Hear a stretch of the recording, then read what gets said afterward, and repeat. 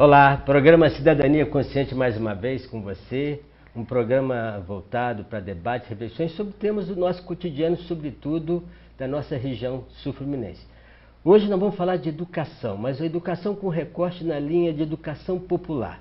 E para conversar conosco sobre esse tema tão relevante para toda a sociedade, nós estamos com a professora Marcele Lopes, que é professora do Estado, é mestre em educação e faz parte da equipe pedagógica do Pré-Vestibular Cidadão.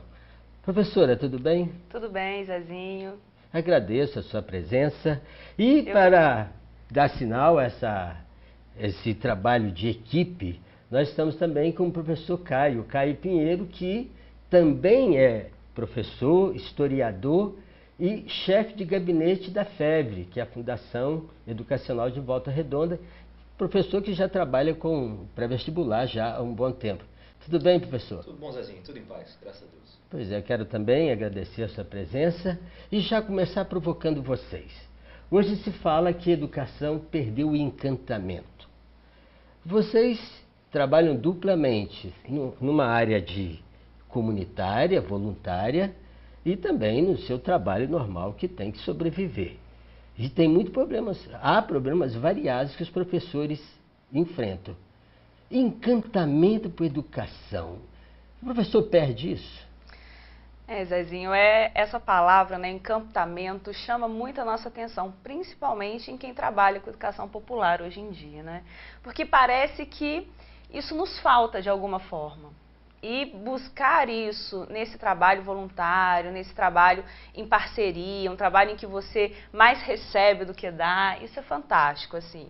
A educação popular hoje em dia é algo que na minha vida, acredito que na do Caio também, é algo fundamental, no sentido de poder ter um espaço em que você sai daquela sala de aula extremamente burocrática, em que você tem aquela preocupação em lança nota, em preenche diário, em faz isso, em faz aquilo, e você olha para o olho do aluno, lá no pré-vestibular, que é o nosso caso, e você vê ali naquele olhar um agradecimento, mais que isso, mas uma necessidade, assim, você é útil ali naquele momento. Mas só me permite, só para ajudar o professor também a refletir, então, quando eu trabalho formalmente para o Estado que me paga, eu não tenho encantamento. Quando eu vou para um pré-vestibular, eu tenho encantamento. Professor, explique isso. A rotina de sala de aulas, assim, ela, principalmente para quem vem acumulando anos e anos, ela não é fácil, tá? Mas na verdade o raciocínio ele não é bem esse. Nós, como profissionais, e aí é o que a Marcela falou, o que a Marcele falou, tem que buscar esse encantamento, entende? Obviamente que num trabalho como o do MEP, a gente acaba tendo muito mais facilidade de ver isso, porque os alunos estão lá de forma voluntária, entende? O clima é um clima com um foco já para os objetivos daqueles que estão ali. Então, para quem vive um clima de sala de aula o dia inteiro, duro, difícil, quando chega lá e vê aquela sala de aula com alunos interessados, com alunos que, sabe, estão buscando melhorias para a sua própria vida, renova. Pois é, eu gostaria até que quem nos assiste compreenda que nós estamos falando de um pré-vestibular cidadão, que é um programa de educação popular que ambos participam já, não é da agora, já de um bom tempo. E vale fazer um lembrete, professores, que os pré-vestibulares comunitários, pré-vestibulares sociais, como é bem falado na sociedade, tem dois aspectos a considerar. O momento do surgimento deles no final da década de 80 e o MEP cria esse programa a partir do ano 2000. Na verdade, com um recorte. É para denunciar o Estado brasileiro que não dá conta de uma educação que contemple a possibilidade de acesso à universidade. Aí a pergunta para os dois é a seguinte. Vocês trabalham em Estado ou no município. Nós recebemos alunos lá, tanto da rede particular como da rede pública, na sua maioria, que chegam lá faltando conhecimento na área de biologia, química, matemática, de cidadania. Onde que está o nó dessa questão? Por que a sociedade civil tem que se organizar para oferecer educação, aquilo que o Estado deveria fazer? O que é isso? Então, é uma questão bem complexa essa. Será que nós damos conta de substituir, né, esse papel do Estado? Talvez uma primeira pergunta para a gente começar essa reflexão. O fato é que a cada vez mais, a cada dia que passa, a cada ano que passa, os jovens, os adolescentes estão percebendo que eles precisam entrar na universidade. Hoje em dia, quem não tem uma formação em ensino superior tem passado muito mais dificuldades do que quem tem. Olha que está difícil para todo mundo. Mas, enfim, buscar isso num projeto voluntário é realmente uma forma de denunciar a falta não de qualidade, talvez de oferta suficiente, né, do Estado. Eu trabalho na rede pública há 14 anos e estou como voluntária no pré-vestibular desde 2004, se eu não me engano. E mesmo assim, o que a gente percebe é que a gente tem sempre a sala cheia. A sala está sempre cheia. E no meio do ano, quando a gente abre mais vagas por conta de algumas desistências, a sala continua cheia. Enfim, realmente está faltando alguma coisa, tem um X nessa questão, tem um nó aí, os alunos vêm com toda essa dificuldade mesmo, mas tem uma vantagem, como a gente disse na pergunta anterior, eles estão ali porque querem. Muitas vezes na escola regular... Mas, professora, essa vontade deles tem vários fatores que o levam a isso. Uma é a deficiência do próprio ensino, que não por culpa dos professores, mas de uma estrutura de falta de políticas públicas. E aí, para falar de política de educação, professor Caio, você que está vivenciando algo novo, de experiência na gestão de educação. Hoje nós temos uma questão da reforma de ensino. Aí a grande dúvida, e há uma propaganda forte, qualificar tecnicamente os meninos e meninas para ter seus saberes, para fazer suas oficinas e em detrimento ao acesso à universidade. Como é que você... Peraí, nós temos que formar, então, os meninos para ser um técnico só de ensino médio ou formar para ele poder galgar outros caminhos? Muito bom, Zezinho. Primeiramente, só para a gente pontuar, eu estou aqui hoje como educador, embora esteja ocupando um cargo de chefe de gabinete da FEVRE. Então, sequer represento aqui o governo, na verdade eu sou trabalho lá. Trabalhador. Exatamente. Mas é uma questão, cara, que a gente vai ter que olhar para isso com muito cuidado, agora, nesse momento. Que juventude que a gente quer formar? Uma juventude que vai ser mão de obra somente, uma juventude que consegue entender o seu papel histórico, entender o momento que vive. A gente pode até no próximo bloco falar um pouquinho mais sobre isso. Mas a educação, ela passa por formar discursos, pessoas que se entendam o seu momento histórico. Não é só o historiador de daqui a 200 anos que vai olhar para aquele grupo social e vai conseguir, olha, esse grupo aqui, ele fazia parte dessa dinâmica social. O homem hoje, vivo, o jovem, o idoso, a criança, ela tem que refletir a respeito disso. Pois é. Esse é o ponto. Nós vamos chamar um breve intervalo, o programa Cidadania Consciente, hoje conversando com o professor Caio e a professora Marcele, ambos voluntários do pré-vestibular cidadão, e nós voltamos daqui a pouco.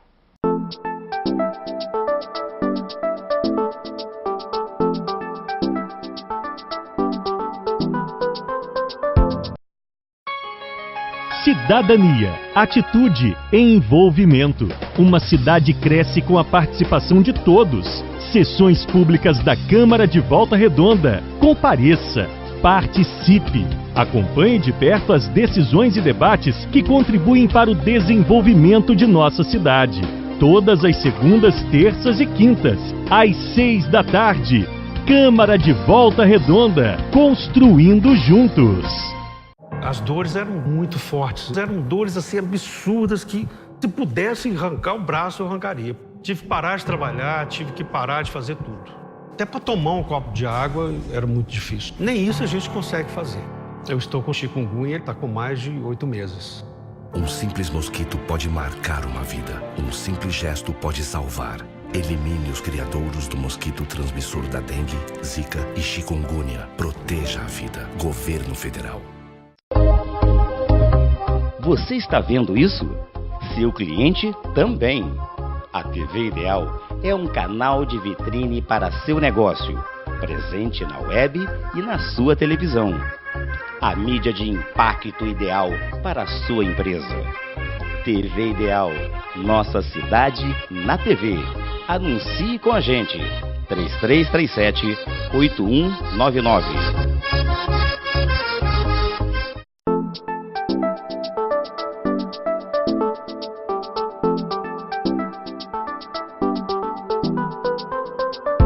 Programa Cidadania Consciente retornando no segundo bloco, e nós estamos falando hoje sobre educação popular, um recorte de uma experiência de educação popular oferecida pelo Movimento Ética na Política no pré-vestibular cidadão. O professor Caio, no bloco anterior, falava da questão do ensinar para fazer, que tem sua importância, e o ensinar para pensar. Mas, professor, mas como é que você administra um trem desse, com essa reforma que o governo está propondo? Isso aí, esse é um problema do ponto de vista da estrutura do Estado, né, que hoje está vindo de cima para baixo. Que, na verdade, está vindo uma solução para essa questão de cima para baixo. É uma questão antiga. Tá? E aí a gente olha para trás, a gente vê lá o Paulo Freire falando disso. Né? Se nós vamos fazer o que ele chamava de uma educação bancária, né? Com meninos sentados, absorvendo conteúdo. O que, vejam, é importante. Né? A gente vive numa sociedade já, dizem até pós-industrial, né? Sim. E nós precisamos dos técnicos, nós precisamos de capacidade técnica para tocar o nosso modo de vida urbano. Mas você falou, só para a gente compreender, nós estamos numa região, e eu gostei da colaboração da Marcela nesse sentido, que aquele perfil de sociedade industrial, de uma indústria de pujança e Volta Redonda, é claro que a CSN e outras empresas é a grande marca industrial. Mas surgiu um elemento novo, que agora é o setor de serviços, sim, que cresce assim de forma... Só para terem uma ideia, e são mais de 15 mil universitários aqui nas universidades públicas de Volta Redonda, sem contar as demais. Professora, você vê que, olha, há uma busca do ensino superior, mas também há uma necessidade de formação de nível médio, tanto para a indústria como para vários tipos de serviços. Como combinar esses dois elementos no que falava o professor Caio? Então, a título de exemplo, né, recentemente eu comecei a lecionar uma disciplina num curso de estética, de nível superior. Então, realmente, isso vem comprovar a fala do Zezinho nesse momento de que esse espaço para o prestador de serviço tem crescido. E o que é importante, essas pessoas estão buscando formação, né? Querem prestar serviços bem formadas.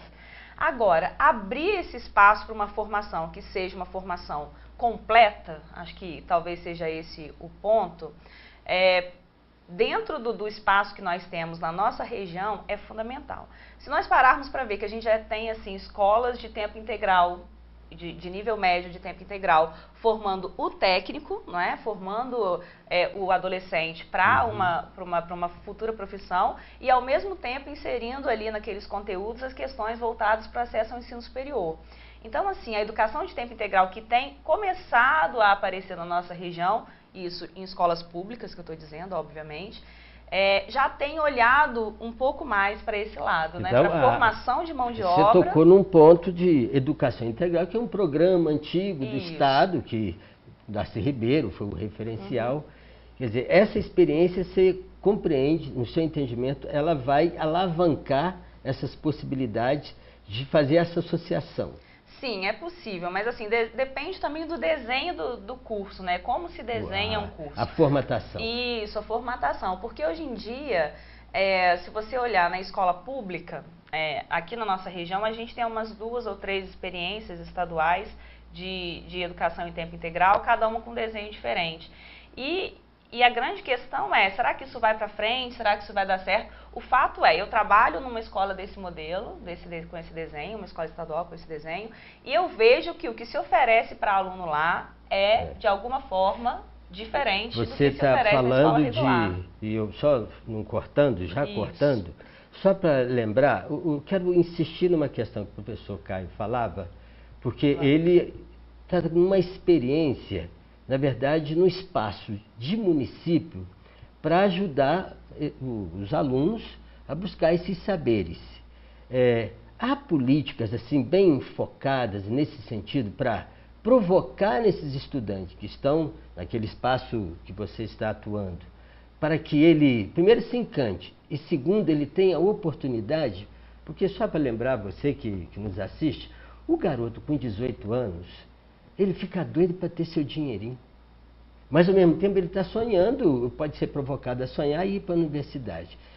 O que é possível o poder público oferecer de novidade nesse aspecto novo, de setor de serviço, da industrialização com outro perfil? Tem alguns dilemas que são da educação como um todo, tá? E aí eles são do público como são do privado. A gente ainda vive, de um modo geral, uma sala de aula do século XIX, eu diria. Sabe, nós estamos são professores, nós, Marcelo e eu, os professores formados no século XX, educando no século XXI, mas num modelo do século XIX. Que a dinâmica de comunicação do jovem está muito acelerada. E esse é um problema, ele é público, é privado, sabe? Que a gente tem que pensar a respeito dele. Mas agora, para pensar na educação pública, nós temos alguns dilemas, cara, que a gente precisa de pensar nele.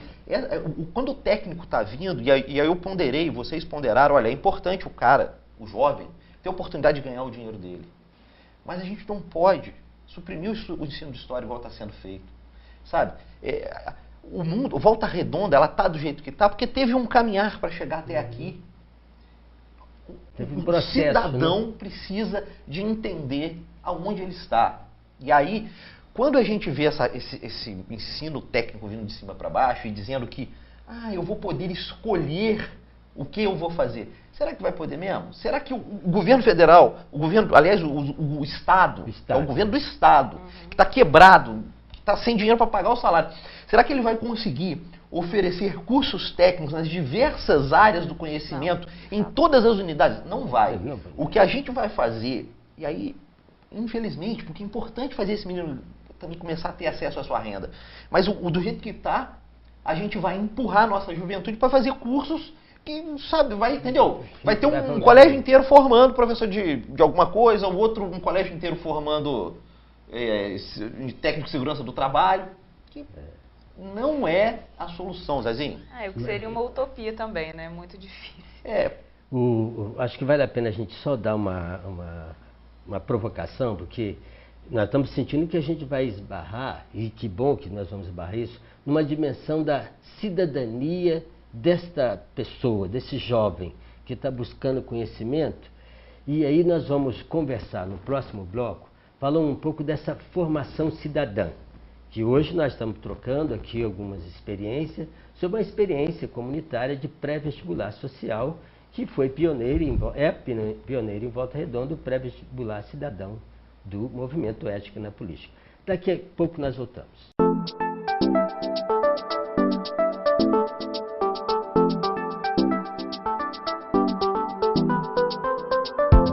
O ano começou. O que você está esperando para fazer melhor, ou o seu melhor? É importante olhar para frente e perceber que o mundo caminha com a gente, que existem pessoas que inspiramos e que nos inspiram, que nos fazem pensar mais e copiar menos, e que nos ensinem que errar também faz parte do aprendizado. Pessoas que nos mostram que os sonhos não são impossíveis, mas que para alcançá-los é preciso se dedicar. Pós-graduação Unifoa. Os melhores profissionais estão aqui.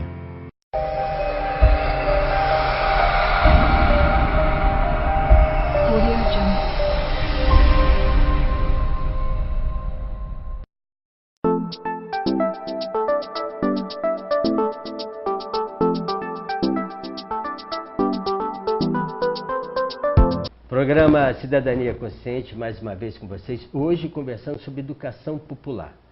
Educação voltada para uma experiência específica do pré-vestibular cidadão. Professores, fale um pouco dessa experiência de sala de aula. O que esses meninos, ao chegarem naquela escola, como é que vocês criam, do ponto de vista pedagógico, uma arrumação de maneira que ele possa, na sua liberdade, fazer uma escolha mais acertada? Na verdade, assim, eles chegam para o pré-vestibular achando que eles vão ter aula de química, física, biologia já na primeira semana, no primeiro dia.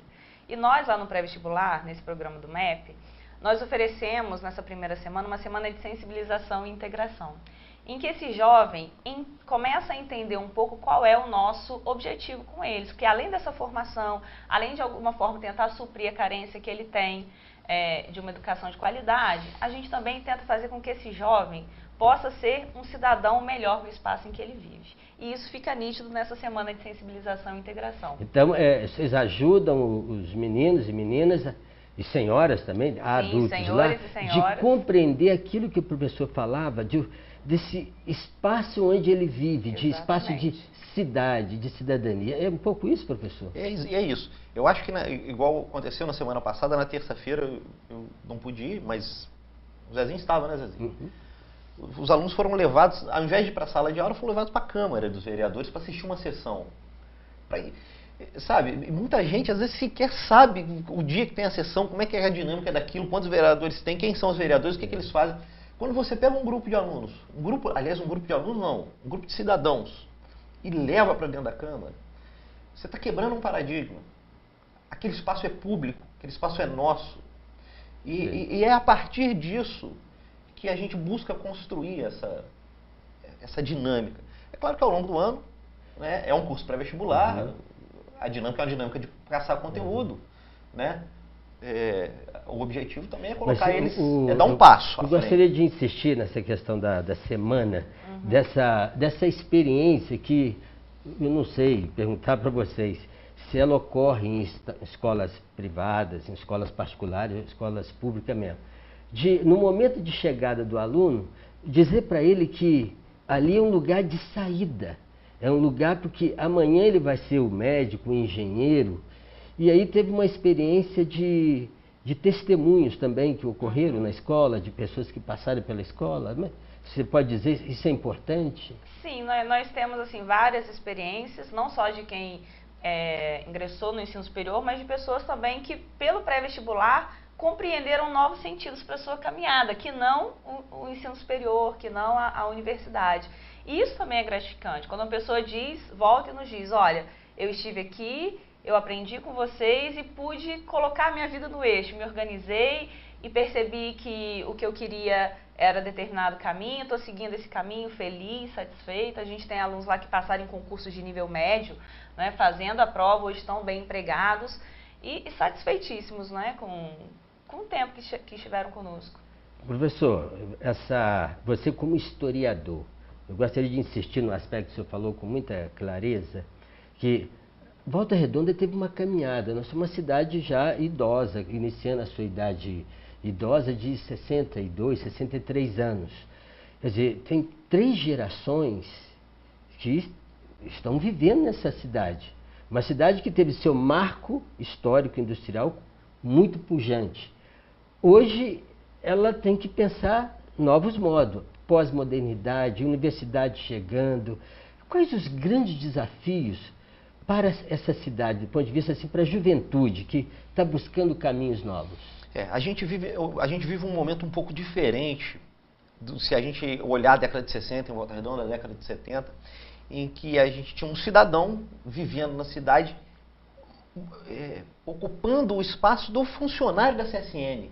Então, existia um tipo social muito claro, inclusive reconhecido. O engenheiro morava no bairro tal, o operário. Era uma cidade em que, organizada desse sentido, e que o cidadão, o vivente de Volta Redonda, entendia essa dinâmica. Hoje, e aí é um processo mundial, esse tipo social ele já está mais difícil de se entender. Trabalhar na CSN já não tem tanto prestígio, já não se ganha tanto, o poder público já não consegue atender muitas as demandas. E aí eu vou insistir um pouco numa lógica que é o seguinte: para a gente usar um exemplo lá do século XVIII, existia a escravidão. Na verdade, para a escravidão existir, existia um discurso, tá? Que justificava, que fazia com que as pessoas achassem comum, normal, aceitável, desejável acorrentar alguém, dar açoitar e botar para trabalhar. O que a gente, como educação popular, tem que fazer é dar voz, é dar palavra, é dar discurso. Porque a escravidão só acaba, ou qualquer outro tipo de opressão social, quando a gente começa a conseguir mudar os discursos. Opa. Sem voz não tem, sabe, não tem Não vez. há transformação. É através... E aí o agente, ele tem que se... Em primeiro momento, ele tem que se entender dentro da dinâmica social. Por isso que diminuir o ensino de história dentro da escola, eficiente ou não, é um erro. E aí, diante disso, é interessante fazer um registro que no pré-vestibular, esse espaço de voz muitas vezes até assusta o aluno, porque ele vai para lá esperando uma sala de aula convencional, tradicional, em que ele vai ficar sentado, como você disse muito bem antes, naquela perspectiva de educação bancária, né? Perfeito. E quando ele chega nessa sala de aula e vê que ele tem voz, que ele tem espaço, que ele tem que sair daquela cadeira e ir para a sua comunidade, provocar alguma mudança na sua comunidade, né, participar de algum projeto, se envolver nesse aspecto social, isso de alguma forma assusta. Mas com o tempo o resultado é muito positivo. A gente tem, por exemplo, hoje em dia, voluntários, professores de matemática eu gostaria que vocês falassem nossos alunos. Os voluntários, eles também eles se entrosam entre si ou cada um vai ali e faz sua caridade, abre aspas, e vai embora? Como é que esse processo de harmonização entre os voluntários? Atualmente nós criamos uma equipe pedagógica que é uma novidade, o projeto... sempre teve uma pedagoga, mas nunca uma equipe pedagógica. E agora a gente está com essa equipe justamente nesse sentido, de tentar promover um entrosamento maior. Porque, sendo sincero, em alguns momentos o professor vai para lá e se comporta como o mesmo professor de sala de aula. Em alguns, mas assim, a gente percebe também muita boa vontade nessa questão mesmo de entrosamento, de interdisciplinaridade. E na verdade a gente não está lá também ocupando nenhum lugar do saber, estamos lá para libertar, não tem isso. É uma construção, cada um vai para lá, na verdade, para se propor a pensar, para também fazer esse processo de descoberta do seu momento histórico, do seu papel na sociedade, do seu papel de cidadania. Nós, como professores, também a gente acaba sendo provocado a refletir a esse respeito. Lamentavelmente, o programa está encerrando. Eu vou pedir brevemente uma palavra final do professor Caio, de incentivo, de valorização da educação como um todo. O que você diria para aquele que nos assiste, que é jovem, é idoso, está lá estudando e a educação fala muito para ele, mas às vezes ainda tem barreira? O que você... Zezinho, eu vou fazer inclusive um incentivo especial para a nossa turma lá, entendeu? Para encarar, a educação é um grande desafio, sabe? Existe uma coisa da curiosidade que move o ser humano, que quem toma gosto pela curiosidade, sabe? É uma cachaça, sabe? Descobrir é bom demais. Então tenham alegria. Estudar é maçante, é cansativo. Sem dúvida. Dá sono, você dorme em cima do livro. Mas não percam essa alegria. Porque no final do ano a gente tem coisa boa, sabe? Para quem... Tem algo a celebrar. Professora Marcele, o que você vai dizer? Eu gostaria de dizer, assim, com o coração bem aberto, que hoje em dia todo mundo lida com o aprendizado de uma forma um tanto quanto difícil ainda. Lidar com o aprendizado é muito complexo. Mas quando você aprende a lidar, quando você entra nesse espaço, você percebe que você não quer parar mais. E isso acontece com todos nós. A gente chega um pouco, você termina um curso, eu quero fazer outro, eu quero fazer outro. Então, assim, que vocês, jovens e adolescentes, de forma geral, procurem esse caminho, o de aprender a lidar com o aprendizado. Tá vendo? Que beleza. Programa Cidadania Consciente, conversou com o professor Caio, professor Marcelo, professores que trabalham voluntariamente no Pré-Vestibular Cidadão. Nós retornamos na próxima semana com uma importante novidade para vocês. Até lá.